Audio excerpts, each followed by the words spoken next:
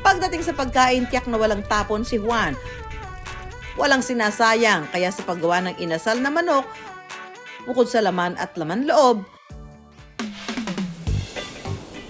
sa Bantayan Island sa Cebu, ang kanilang inasal matres ng manok.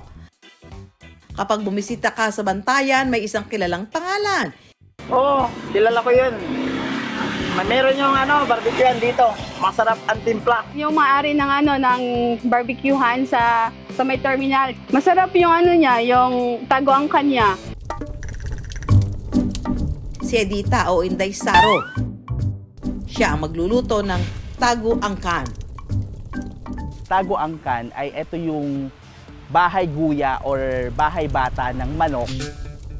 Pero hindi nga lang daw ito simpleng inasal ng mga Cebuano. Dahil ito rin daw ang naging susi sa magandang kinabukasan ng pamilya ni Nanay Edita. Sakit gud nga mawa ang bana, ma'am, kay wala ko'y katabang sa trabaho, wala ko'y katabang sa pagbuhi sa akon mga anak, ma'am. Kada mo sa napundar, ma'am, unom nagud kabuk ang nakahuman sa akon mga anak, ma'am.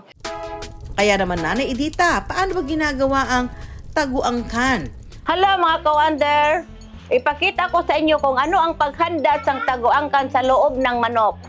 Pagkatapos makuha ang guya o unfertilized eggs ng manok, pakukuluan muna ito at kapag luto na, titimplahan naman natin ang matres. Dito, butangan natin lemonsito, asin, kalamay, black pepper, bitsin, liso ng paminta, sangki, aos.